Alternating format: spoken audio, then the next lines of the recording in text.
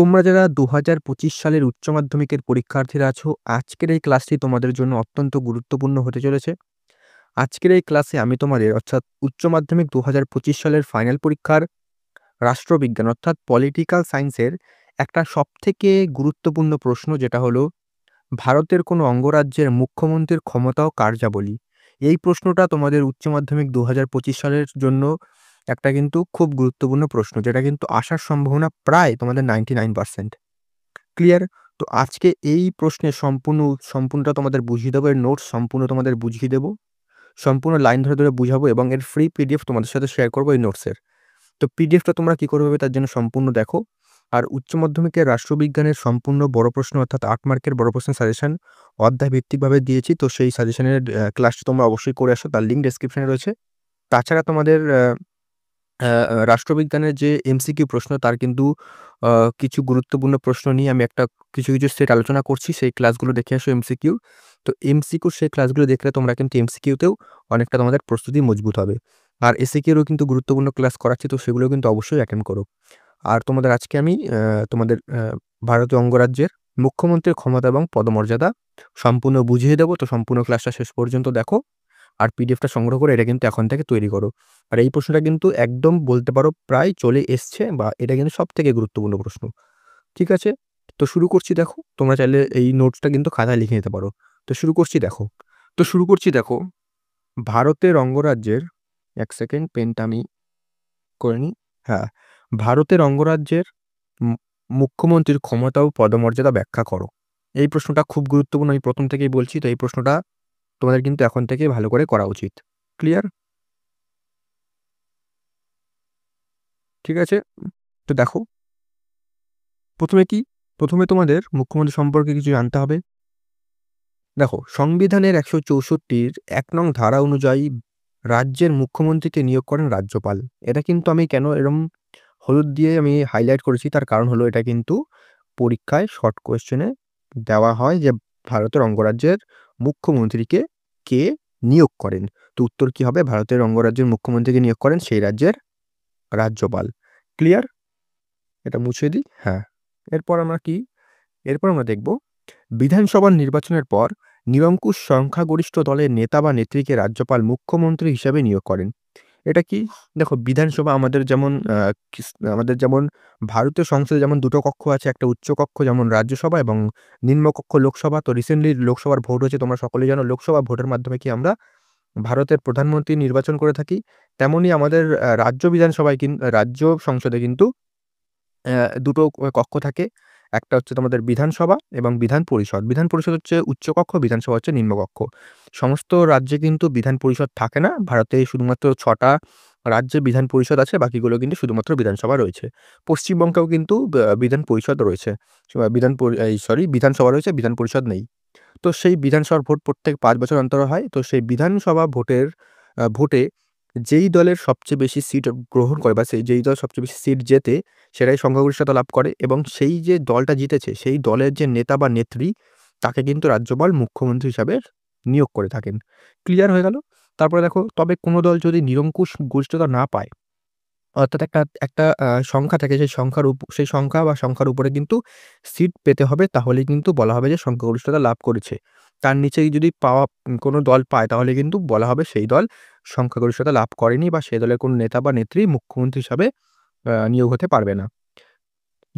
যদি এমন অবস্থা হয় যে কোনো দল সংখ্যাগরিষ্ঠতা লাভ করেনি, তাকে কি হবে? তাহলে কিন্তু রাজ্যপাল তার বিবেচনা মতো কাউকে মুখ্যমন্ত্রী হিসেবে নিয়োগ করতে পারবেন ও নির্দিষ্ট সময়ের মধ্যে বিধানসভার সংখ্যাগরিষ্ঠতা প্রমাণের জন্য বলতে পারবেন। অর্থাৎ রাজ্যপাল তার বিবেচনার মতন কাউকে মুখ্যমন্ত্রী করে দেবেন এবং সে তাকে বলবে যে, "তোমরা এই সময়ের মধ্যে কিন্তু সংখ্যাগরিষ্ঠতা লাভ করতে তোমাদের হবে।" ক্লিয়ার? তারপর দেখো, মুখ্যমন্ত্রীকে আইনসভার সদস্য হতে হয়। মুখ্যমন্ত্রীকে আইনসভার সদস্য হতে হয় এবং তার কার্যকাল ৫ বছর। এটা কিন্তু পরীক্ষায় দিতে পারে যে তার কার্যকাল কয় বছর মুখ্যমন্ত্রী? উত্তর হবে ৫ বছর। আর দ্বিকক্ষ বিশিষ্ট আইনসভা হলে যেকোনো কক্ষের অর্থাৎ যেকোনো একটা কক্ষের কিন্তু তাকে সদস্য হতে হবে মুখ্যমন্ত্রীকে। ঠিক আছে? হয়ে গেল। এরপর আমরা চলে আসি মুখ্যমন্ত্রীর ক্ষমতা পদমর্যাদা। মুখ্যমন্ত্রীর ক্ষমতা পদমর্যাদা আমরা কি দেখতে পারি? ঠিক আছে? ক্ষমতা পদমর্যাদা। মুখ্যমন্ত্রীর ক্ষমতা ও কার্যকালকে নিম্নলিখিত ভাগে ভাগ করা যায়। ১ম এ আমরা আলোচনা করব রাজ্যের বিধানসভার নেতা বা নেত্রী, রাজ্য বিধানসভার নেতা বা নেত্রী। রাজ্য বিধানসভার নেতা বা নেত্রী হিসেবে মুখ্যমন্ত্রী বিধানসভার অধিবেশন আহ্বান, স্থগিত রাখা এবং প্রয়োজনে ভেঙে দেওয়ার জন্য রাজ্যপালকে পরামর্শ দিতে পারেন। অর্থাৎ রাজ্য বিধানসভায় যে অধিবেশনগুলো হয় সেগুলি কিন্তু যেহেতু আ মুখ্যমন্ত্রীর বিধানসভার যে নেতা বা নেত্রী তিনিই কিন্তু রাজ্য বিধানসভার যে অধিবেশনগুলো হয় সেগুলো আহ্বান করতে পারেন, স্থগিত বা থামিয়ে রাখতে পারে কিছুদিনের জন্য বা ভেঙে দেওয়ার জন্য রাজ্যপালকে কিন্তু অ্যাডভাইস করতে পারে বা পরামর্শ দিতে পারে। রাজ্য সরকারের প্রধান হিসাবে সভায় সরকারি নীতি, কার্যক্রম ইত্যাদি ব্যাখ্যা করেন। অর্থাৎ রাজ্য সরকারের মুখ্যমন্ত্রী কোনো রাজ্যের কিন্তু রাজ্য সরকারের যেহেতু প্রধান তিনিই কিন্তু সরকারি কোনো ধরনের নতুন নীতি বা স্কিম আসলো, কোনো কার্যক্রম প্রভৃতি কিন্তু তিনিই ব্যাখ্যা করেন। বিধানসভায় কোনো প্রস্তাবের উপর বিতর্ক হয় বা আলোচনা চলাকালীন কোনো মন্ত্রী অসুবিধায় পড়লে তিনি তাকে কিন্তু সাহায্য করেন। ক্লিয়ার? তারপরে মুখ্যমন্ত্রী হিসাবে রাজ্যের উন্নয়নে গৃহীত যাবতীয় ব্যাখ্যা তাকেই দিতে হয় এবং বিরোধী পক্ষের সাথে সুসম্পর্ক রেখে গুরুত্বপূর্ণ বিল পাস ও আইনসভার কাজে যথেষ্ট যাতে সুষ্ঠুভাবে চলে সেই দিকে কিন্তু দৃষ্টি রাখতে হয় এবং বিধানসভায় মন্ত্রিসভার গরিষ্ঠতা সম্পর্কে প্রশ্নচিহ্ন দেখা দিলে উদ্ভূত পরিস্থিতিতে তিনি বিধানসভা ভেঙে দেওয়ার জন্য রাজ্যপালকে পরামর্শ দিতে পারেন এবং তবে রাজ্যপাল তার পরামর্শ গ্রহণ করতে পারেন বা নাও করতে পারে। ক্লিয়ার? তো মুখ্যমন্ত্রী কিন্তু এই বিভিন্ন যে রাজ্যের মুখ্য যে সমস্ত কাজ হয় সে নীতি গ্রহণের কোনো নীতির ব্যাখ্যা করা বা অন্য বিপক্ষের সাথে সুসম্পর্ক বজায় রাখা প্রভৃতি কিন্তু তাকে করতে হয় এবং যদি তিনি দেখেন যে সংখ্যাগরিষ্ঠতা সম্পর্কে কোনো প্রশ্নচিহ্ন বা কোনো ডাউট দেখা দিচ্ছে তাহলে কিন্তু তিনি রাজ্যপালকে বলতে পারেন যে বিধানসভার এই বিধানসভাটা ভেঙে দিতে। কিন্তু রাজ্যপাল এই পরামর্শ তার ইচ্ছা অনুযায়ী যে নিতেও পারে, নাও নিতে পারে। ক্লিয়ার? তারপরে চলে আসছি পরবর্তী পয়েন্ট যেটা হলো মন্ত্রিসভার নেতা বা নেত্রী। দেখো যদিও মুখ্যমন্ত্রীকে সমমর্যাদা সম্পন্ন ব্যক্তিদের মধ্যে অগ্রগণ্য বলা হয়, সমমর্যাদা সম্পন্ন আ সম্পন্ন এক সেকেন্ড সমমর্যাদা সম্পন্ন মধ্যে অগ্রগণ্য। এর মানে কি? সমমর্যাদা মানে কিছু ব্যক্তি আছে তাদের মর্যাদা একই কিন্তু তাদের মধ্যে কিন্তু সে অগ্রগণ্য। তাই কিন্তু সে বিধানসভার মুখ্যমন্ত্রী বা ভারতের কোনো রাজ্যের মুখ্যমন্ত্রী। কিন্তু মুখ্যমন্ত্রী রাজ্য এবং মন্ত্রিসভার প্রধান হিসাবে প্রভূত ক্ষমতা ও মর্যাদার অধিকারী। মুখ্যমন্ত্রীর পরামর্শে রাজ্যপাল মন্ত্রিসভার সদস্যদের নিয়োগ করেন এবং দপ্তর বন্টন করেন। অর্থাৎ কোনো বিধানসভার ভোট হলো তারপরে মুখ্যমন্ত্রী নিয়োগ হলো এবার মুখ্যমন্ত্রী কিন্তু আ রাজ্যপালকে বলবে এই এ এ এই বিধানসভার যে এমএলএ থাকবে তাদের বলবেন যে এই যে এদের এই মন্ত্রীদের নিয়োগ করতে হবে। এই ডিপার্টমেন্টে তাদের দিতে হবে। তো কিন্তু রাজ্যপাল কিন্তু সেই মুখ্যমন্ত্রীর পরামর্শেই কিন্তু সেই মন্ত্রিসভার যে সদস্য আছে তাদের কিন্তু বিভিন্ন দপ্তরে আ নিয়োগ করে থাকেন। বিভিন্ন মন্ত্রী কিন্তু তাদের বানিয়ে থাকেন। ক্লিয়ার? কোনো মন্ত্রীকে পদচ্যুত করার ক্ষমতাও কিন্তু রয়েছে মুখ্যমন্ত্রীর। কোনো মন্ত্রীকে কিন্তু পদচ্যুত বা তাকে সে পদ থেকে হটানোর কিন্তু ক্ষমতাও কিন্তু মুখ্যমন্ত্রীর রয়েছে। বিভিন্ন দপ্তরের মধ্যে সমন্বয় এবং মন্ত্রিসভার ঐক্য বজায় রাখার দায়িত্ব তার। অর্থাৎ মন্ত্রিসভার মধ্যে একটা ঐক্য বজায় রাখার দায়িত্ব কিন্তু তার এবং তাদের মধ্যে কিন্তু সমন্বয় বজায় রাখার। মন্ত্রিসভার বৈঠকে সভাপতিত্ব করেন তিনি। মন্ত্রিসভার যেকোনো বৈঠকে সভাপতিত্ব করেন তিনি এবং মন্ত্রীদের একক ও যৌথ যেকোনো সিদ্ধান্ত তার চূড়ান্ত সম্মতি সাপেক্ষে গৃহীত হয়। অর্থাৎ যেকোনো মন্ত্রীদের যেকোনো একটা সিদ্ধান্ত হচ্ছে কিন্তু তারই কিন্তু চূড়ান্ত মতামত দরকার সেখানে। তার নিয়ন্ত্রণাধীন এই মন্ত্রিসভা পরিচালিত হয়। অর্থাৎ তিনিই কিন্তু তার নিয়ন্ত্রণাধীন অর্থাৎ তিনিই কিন্তু মন্ত্রিসভাটাকে পরিচালনা করেন। তারপরে কি? সংখ্যাগরিষ্ঠ দলের নেতা বা নেত্রী। ঠিক আছে? এক সেকেন্ড পেনটা এবার ঠিক আছে। বিধানসভার সংখ্যাগরিষ্ঠ দলের নেতা বা নেত্রী হিসেবে মুখ্যমন্ত্রীকে নিজের দলের ঐক্য সংহতি বজায় রাখতে হয় এবং দলের কার্যকলাপ তথা বিতর্ক ও আলোচনার যাতে জনমুখী হয় সেদিকেও লক্ষ্য রাখতে হয়। অর্থাৎ বিধানসভার সংখ্যাগরিষ্ঠতা বা বেশি সিট আসন গ্রহণ জেতার পরে কিন্তু তিনি মুখ্যমন্ত্রী হন। সেক্ষেত্রে যাতে তাদের সংখ্যাগরিষ্ঠ সদস্য যেহেতু তিনি নেতা সেক্ষেত্রে সেই দলের যাতে ঐক্য সংহতি বজায় থাকে সেদিকে তাকে নজর রাখতে হয় এবং সেই দলের কার্যকলাপ, বিতর্ক প্রভৃতি যাতে জনমুখী হয় সেক্ষেত্রেও কিন্তু তাকে অবশ্যই সেদিকে নজর রাখতে হয়। সরকারি ও আ সরকারি ও বেশ দলের সাফল্য সরকার ও সরকারি দলের সাফল্য মুখ্যমন্ত্রীর কর্মদক্ষতা ও সক্রিয়তার উপর বহুলাংশে নির্ভরশীল। দলীয় শৃঙ্খলা বজায় রাখার দায়িত্ব তার। অর্থাৎ দলের মধ্যে যে একটা শৃঙ্খলা যে বজায় থাকবে বা শৃঙ্খলা বজায় রাখার যে দায়িত্ব সেটাও কিন্তু মুখ্যমন্ত্রীর হয়। ক্লিয়ার? তারপর দেখি তারপরের পয়েন্ট আছে রাজ্যপালের প্রধান পরামর্শদাতা। অর্থাৎ প্রত্যেক রাজ্যে একটা যেন রাজ্যপাল থাকে।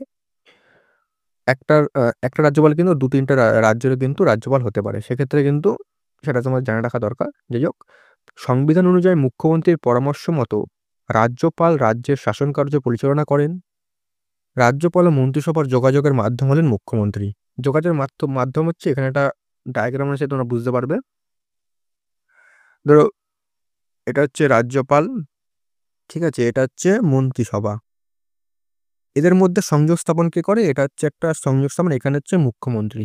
তো এদের মধ্যে সংযোগ স্থাপন করে কিন্তু মুখ্যমন্ত্রী, ঠিক আছে, এদের মধ্যে সংযোগ স্থাপন কে করেন? মুখ্যমন্ত্রী করেন। ক্লিয়ার? এভাবে কিন্তু তোমাদের কেন্দ্রেও দেখা যায়। কেন্দ্র হচ্ছে এটাকে, এটা হচ্ছে রাষ্ট্রপতি, এটা হচ্ছে ক্যাবিনেট মিনিস্টার বা ক্যাবিনেট মন্ত্রী, আর এটা হচ্ছে প্রধানমন্ত্রী, ঠিক আছে। তো এইভাবে কিন্তু তোমরা মনে রাখতে পারবে। তো এইভাবে কিন্তু মুখ্যমন্ত্রী, রাজ্যপাল এবং মন্ত্রিসভার মধ্যে একটা যোগাযোগ মাধ্যম হিসেবে কাজ করে। মন্ত্রিসভার সকল সিদ্ধান্ত রাজ্যপালকে জ্ঞাত করার দায়িত্ব তার। মন্ত্রিসভার যে সমস্ত দায়িত্ব সিদ্ধান্তগুলো আছে সেগুলো কিন্তু জ্ঞাত কি করেন? মুখ্যমন্ত্রী করেন। শাসন সংক্রান্ত কোনো বিষয় রাজ্যপাল জানতে চাইলে তাকে কিন্তু অবহিত করার দায়িত্ব মুখ্যমন্ত্রী। অর্থাৎ শাসন সংক্রান্ত কোনো কিছু যদি জানতে চায় রাজ্যপাল, সেটা কি করবে? মুখ্যমন্ত্রী।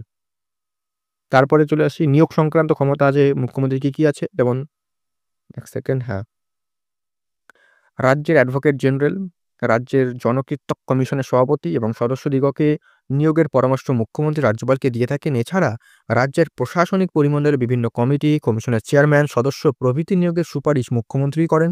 সকল নিয়োগেই মুখ্যমন্ত্রীর সুপারিশ মতো করতে রাজ্যপাল বাধ্য থাকেন। অর্থাৎ বিভিন্ন, যেমন ভারতের রাজ্যের অ্যাডভোকেট জেনারেল, এই অ্যাডভোকেট জেনারেল হচ্ছে ১৬৫ নং ধারায়। তো এই অ্যাডভোকেট জেনারেল বা রাজ্যের জনকীর্তক কমিশনের যে সভাপতি বা বিভিন্ন প্রশাসনিক পরিমণ্ডলের কমিটির চেয়ারম্যান, কমিশনের চেয়ারম্যান প্রভৃতি কিন্তু মুখ্যমন্ত্রীর সুপারিশেই কিন্তু রাজ্যপাল নিয়োগ করে থাকেন, এবং রাজ্যপাল কিন্তু যাকে সুপারিশ করবে মুখ্যমন্ত্রী, রাজ্যপাল কিন্তু তাকে নিয়োগ করতে বাধ্য থাকে। ক্লিয়ার? তারপর হচ্ছে অন্যান্য কার্য দেখে নিই। অন্যান্য কার্যের মধ্যে কি আছে? মুখ্যমন্ত্রীকে সর্বদা জনমতের দিকে লক্ষ্য রেখে যাবতীয় সিদ্ধান্ত গ্রহণ করতে হয়। অর্থাৎ জনমত কি বলছে বা জনমতের দিকে লক্ষ্য রেখে যে সিদ্ধান্ত মুখ্যমন্ত্রী নেবে, সেটা যাতে জনমতের আ দিকে থেকে সেই সিদ্ধান্তটা নেওয়া হয়, সেটা কিন্তু তাকে লক্ষ্য রাখতে হবে। বিভিন্ন সামাজিক ও জনকল্যাণমূলক অনুষ্ঠানে যোগ দিয়ে মুখ্যমন্ত্রী সরকারের কার্যকর সচ্চিদতার নিদর্শন রাখেন। তিনি প্রচার মাধ্যমের সাহায্যে রাজ্যের সমস্যাবলী সম্পর্কে আলোচনা করে তার প্রতিকারের আশ্বাস দিয়ে জনমতকে সংগঠিত করার চেষ্টা করেন। অর্থাৎ বিভিন্ন, যেমন রাজ্যে যেমন সমস্যাগুলি থাকে সেগুলো তিনি কি প্রচার করেন। প্রচারের মাধ্যমে সেগুলো যে সমস্যাগুলো, সেই সমস্যাগুলো সমাধানের যে আশ্বাস, সেগুলো কিন্তু তিনি জনমতকে দিয়ে থাকেন এবং জনমতকে কিন্তু সংগঠিত করার চেষ্টা করেন। অতএব রাজ্যের যাবতীয় কর্মকাণ্ড মুখ্যমন্ত্রীকে কেন্দ্র করে আবর্তিত হয়। অর্থাৎ রাজ্যের যে সমস্ত প্রশাসনিক কর্মকাণ্ড বলো, সেগুলো কিন্তু কি মুখ্যমন্ত্রীকে কেন্দ্র করে সেগুলো হয়ে থাকে। তারপরে চলে আসি পদমর্যাদা। পদমর্যাদা, পেনটা টাচ, পদমর্যাদা। পদমর্যাদা, দেখো পদমর্যাদা আলোচনা করছি, হ্যাঁ। কেন্দ্রের ন্যায় রাজ্যেও সংসদীয় শাসন ব্যবস্থা গৃহীত হয়েছে এবং মুখ্যমন্ত্রীর নেতৃত্বে রাজশাসন ব্যবস্থা পরিচালিত হয়। ভারতের সংবিধানে উল্লেখিত রাজ্য তালিকাভুক্ত বিষয়গুলি রাজ্যের প্রশাসনিক ক্ষমতার উৎস। রাজ্য তালিকাভুক্ত ব্যাপারটা কি? দেখো, ভারতের যে সমস্ত প্রশাসনিক কার্যক্ষমতা সেগুলো কিন্তু ৩ ভাগে ভাগ করা। ৩ টে লিস্ট আছে। ৩ টে লিস্ট, একটা হচ্ছে কেন্দ্রীয় লিস্ট, একটা রাজ্য লিস্ট, একটা হচ্ছে তোমার যুগ্ম লিস্ট। মানে কেন্দ্র লিস্টে মাত্র শুধুমাত্র কেন্দ্র এখানে বিভিন্ন ধরো আইন বা কোনো নীতি প্রয়োগ করতে পারবে, সেগুলোকে সামলায়। রাজ্য লিস্টে রাজ্য শুধু পারবে, এবং যুগ্ম লিস্ট হচ্ছে তাদের দুজনেরই সমানভাবে ক্ষমতা রয়েছে। কিন্তু আ রাজ্যের যে রাজ্যের যে কা রাজ্যের লিস্টে যেগুলো রয়েছে সেগুলো কিন্তু, যে সমস্ত রাজ্য তালিকাভুক্ত রয়েছে যে সমস্ত জিনিসগুলো, সেগুলো কিন্তু কি হয়? সেগুলো মুখ্যমন্ত্রীর, সেগুলোকে কি কাজগুলো সিদ্ধান্ত নেয়। সে সমস্ত ব্যাপারে কোনো নীতি গ্রহণ করা বা সে সমস্ত সুষ্ঠুভাবে চলছে কিনা, সে সমস্ত কিন্তু আ আ প্রধান কি, সেগুলো হচ্ছে মুখ্যমন্ত্রী, সেগুলো কিন্তু দেখে থাকে। ক্লিয়ার? তো ভারতীয় সংবিধানে উল্লেখিত রাজ্য তালিকাভুক্ত বিষয়গুলি রাজ্যের প্রশাসনিক ক্ষমতার উৎস। মুখ্যমন্ত্রী রাজ্য মন্ত্রিসভার নেতা হিসেবে সর্বসময় কর্তৃত্বের অধিকারী। তবে রাজ্যপালের কিছু স্বেচ্ছাধীন ক্ষমতা থাকার দরুন কিছু ক্ষেত্রে মুখ্যমন্ত্রীর ক্ষমতা সীমাবদ্ধ থাকে। অর্থাৎ রাজ্যপালের কিন্তু কিছু স্বেচ্ছাধীন ক্ষমতা বলতে কি, সেটা হচ্ছে তার ইচ্ছা মতন কিছু ক্ষমতা আছে। সো সেই স্বেচ্ছাধীন ক্ষমতা থাকার কারণে মুখ্যমন্ত্রী কিন্তু সবসময় রাজ্যপালকে বলতে পারে না যে তুমি এটাই করো বা তোমার এটা করতে হবে। সেক্ষেত্রে কিন্তু মুখ্যমন্ত্রীর কিছু ক্ষমতা কিন্তু সীমাবদ্ধতার মধ্যে পড়ে থাকে। তবে স্বাভাবিক অবস্থায় রাজ্যপাল নেহাতই নিয়মতান্ত্রিক শাসক।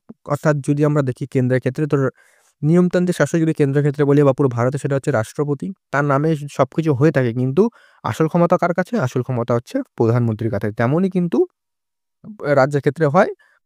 আসল শাসক হচ্ছে তোমার নাম নি আ নিয়মতান্ত্রিক শাসক হচ্ছে রাজ্যপাল। কিন্তু সমস্ত কিছু তার নামে হয়ে থাকে, কিন্তু সমস্ত কিছুর প্রধান অধিকারী কে? মুখ্যমন্ত্রী। ক্লিয়ার? তবে মুখ্যমন্ত্রী নিরঙ্কুশ কর্তৃত্ব অনেকাংশে নির্ভর করে রাজ্য বিধানসভার সরকারি দলের গরিষ্ঠতা দলের ওপর। অর্থাৎ দলের গরিষ্ঠতা যতদিন বজায় থাকবে বা দল যতদিন থাকবে ততদিন কিন্তু মুখ্যমন্ত্রীর যে কর্তৃত্ব বা যে নিরঙ্কুশ কর্তৃত্ব সেটা কিন্তু বজায় থাকবে। ক্লিয়ার? যতদিন সংখ্যাগরিষ্ঠতা থাকবে ততক্ষণ থাকবে।